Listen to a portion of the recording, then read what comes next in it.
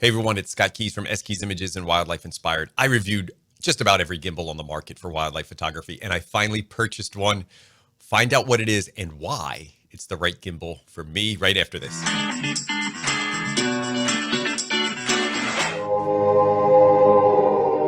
So here I am, the proud new owner of the Pro Media Gear Katana Junior. Now it took me some time. I am a thinker. I evaluate everything. I probably overthink it.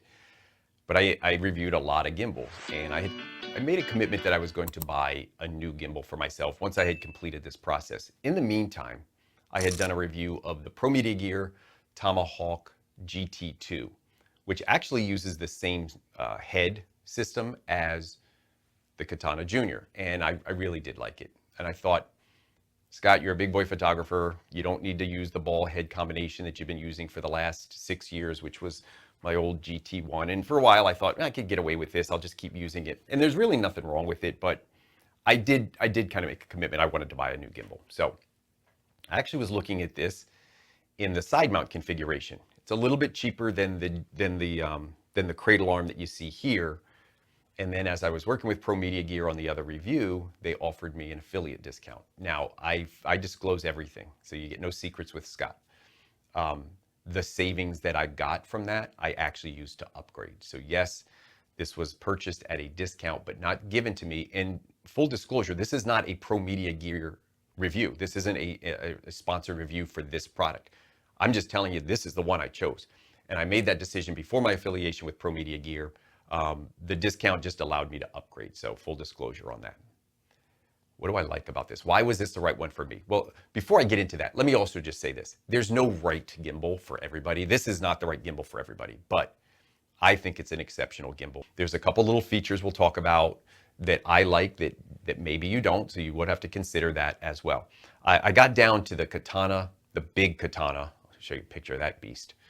$750. This one was a little bit cheaper. The big Katana offers some flexibility in that it's just really big, and you can actually do some interesting things with it. I'll show you at the end of this. Stay tuned, because I'll show you an interesting thing that I did with the Katana that I also tried with the Katana Junior, and it worked. So I was pleased with that. What do I like about this? I would say the build. It's just so well built and so well machined. The interior of this, I'm going to show you on the GT2 how this is designed. When I took this apart, you can see it's very similar to the GT1, the Katana Junior. They all use this on their tilting axis. The vertical axis uses a clamp with sealed bearings inside. And I find this system to be extremely fluid and offers a lot of fine adjustment. So the build quality was probably the number one thing that I was drawn to. The second thing I was drawn to was just how smooth it is. And it gets back to build quality. It ties into that. You can spin this around. I mean, it's just butter. I couldn't find another gimbal that was this smooth anywhere, and I really like that. And then getting back to that fine adjustment, if I want to put a little tension on, I can put just a little bit on, and if I want to add more, I can add a little more and still move it. And if I want to lock it in, I can lock it in. And that lockout isn't the fastest lockout in the world, but it's reasonable for me. If you need quick lockouts, there might be better gimbals out there, but this one, for me, locks out in plenty of time. And when you do lock it out, you don't get a lot of lens creep. It doesn't move around a lot. So I feel really, really, really good about this one. So build quality, the smoothness, and the friction control were the three big sellers. Now the fourth one, it's made in the USA. And does that matter to everybody? That's going to be up to you as the consumer. For me, if it's close in price, I will buy it made in the USA. I'm not telling you I buy everything made in the USA, but that's just me. And you are welcome to make those decisions for yourself. We're all consumers, and we all have to do what we feel is right. So if I'm paying a little bit more for a product made in the USA, I will do that. And in this case, I feel better knowing that it's made in the USA.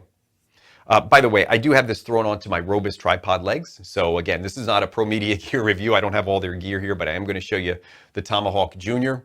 I am going to also, though, mention that there are a couple other gimbals in this process that I thought were very good.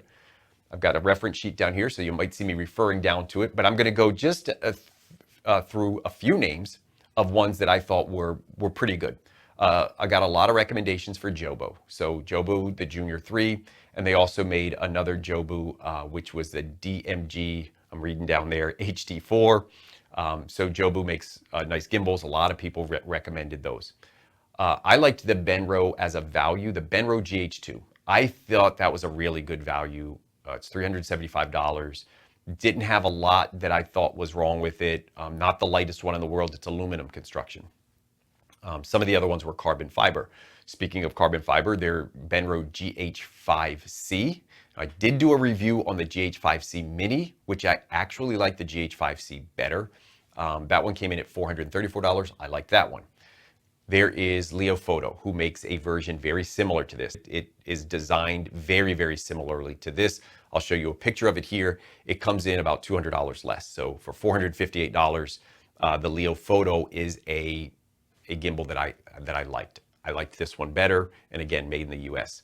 I was intrigued by Photo Pro, so I'll put two Photo Pro names up here. I was really intrigued by them as travel gimbals and hybrids. They can do a lot of things. So if you're a landscape photographer, which I'm not, I would have been drawn to that. Had I been a landscape photographer who also did video and wildlife, I may have been drawn to Photo Pro. But again, as a wildlife photographer, I think this one really, really suited me. And then of course there's the Wimberley, kind of the standard. I was very tempted to get the Wimberley. There was nothing wrong with it. I did, again, a review on all of these. So you can check out, I'll put links at the bottom for all of those segments. I did them by price point. And so if there's a specific you want more information on, just check out the link below. The other thing I'm going to do is just put a card up now. And the card that's up there now is every gimbal that I've looked at, minus the two Tomahawks, the one that I own and the side mount. I didn't put those in as true gimbals because to use them as a gimbal, you have to put them on a ball head. But I listed all of the other ones here.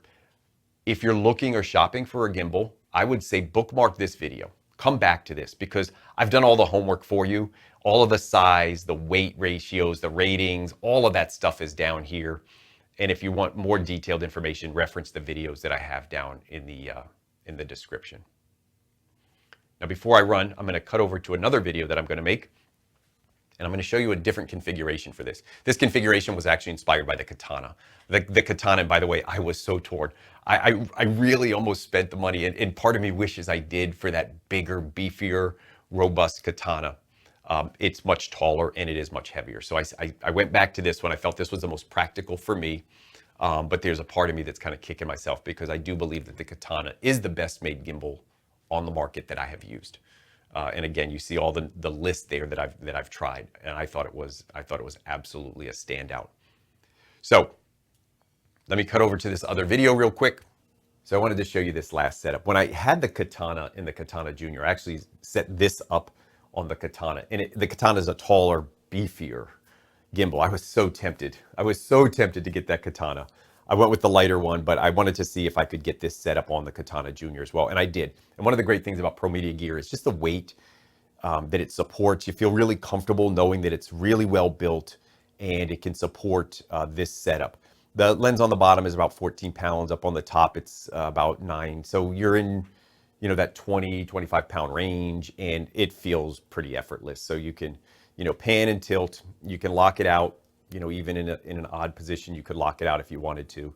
And it's just a neat setup. Why would I use this? I've been playing around doing video on the top and my stills on the bottom. So if there's action going on and I want to record it, I can just hit that button.